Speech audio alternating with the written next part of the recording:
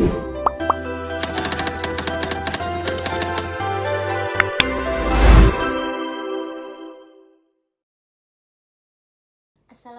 warahmatullahi wabarakatuh.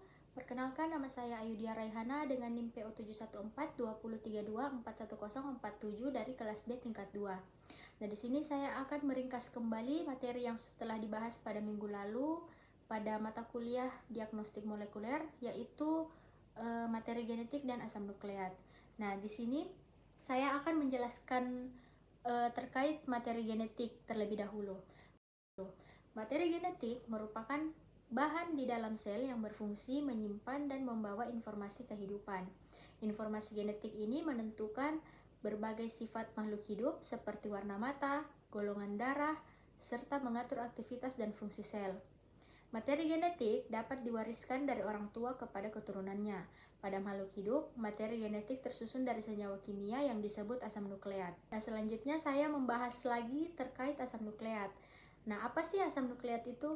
Asam nukleat adalah senyawa kimia yang menjadi penyusun utama materi genetik dan berperan dalam menyimpan serta meneruskan informasi genetik.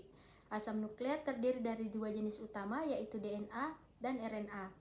DNA berfungsi sebagai penyimpan informasi genetik utama, sedangkan RNA berperan dalam penggunaan informasi genetik di dalam sel, terutama pada proses pembentukan protein. Nah, selanjutnya kita akan membahas sedikit terkait sejarah penemuan asam nukleat dimulai pada tahun 1869 ketika Friedrich berhasil mengisolasi suatu zat dari inti sel yang disebut nuklein. Zat tersebut kemudian diketahui sebagai asam nukleat. Penelitian selanjutnya membuktikan bahwa DNA yang terkandung dalam asam nukleat berperan sebagai pembawa informasi genetik. Penemuan ini menjadi dasar berkembangnya ilmu genetika dan biologi molekuler. Selanjutnya, asam nukleat tersusun dari unit dasar yang disebut nukleotida. Setiap nukleotida terdiri atas 3 komponen utama, yaitu gula, gugus fosfat, dan basa nitrogen. Gula dan gugus fosfat membentuk rangka utama asam nukleat, sedangkan basa nitrogen menyimpan informasi genetik.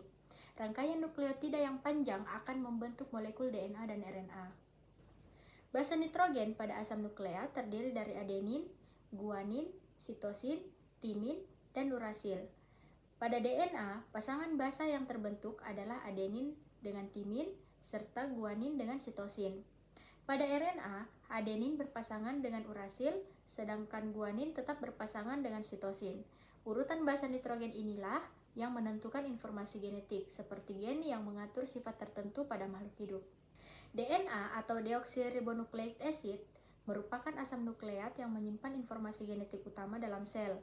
DNA memiliki struktur dua untai yang saling berpilin, membentuk double helix dan bersifat stabil.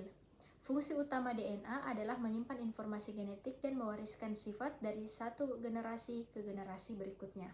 Di dalam inti sel, DNA mengalami penggulungan dan berikatan dengan protein sehingga membentuk struktur yang disebut kromosom. Setiap kromosom mengandung banyak gen. Pada manusia, terdapat 46 kromosom atau 23 pasang kromosom. Kromosom berperan penting dalam pewarisan sifat, termasuk penentuan jenis kelamin melalui kromosom X dan Y. RNA atau ribonucleic acid merupakan asam nukleat yang berperan dalam penggunaan informasi genetik yang terdapat pada DNA. RNA memiliki satu untai dan bersifat lebih mudah mengalami kerusakan dibanding DNA. Terdapat beberapa jenis RNA seperti mRNA, tRNA, dan rRNA yang masing-masing memiliki peran dalam proses pembentukan protein. Secara umum, perbedaan DNA dan RNA terletak pada struktur, jenis gula, dan basa nitrogen yang dimilikinya. DNA beruntai ganda dan menggunakan gula deoksiribosa serta basa timin, sedangkan RNA beruntai tunggal menggunakan gula ribosa dan memiliki basa urasil. DNA berfungsi menyimpan informasi genetik, sedangkan RNA berperan dalam menjalankan informasi tersebut. Baiklah, itulah ringkasan materi yang dapat saya simpulkan dari pertemuan minggu lalu. Jika ada kesalahan pada penjelasan saya, mohon dimaafkan. Wassalamualaikum warahmatullahi wabarakatuh.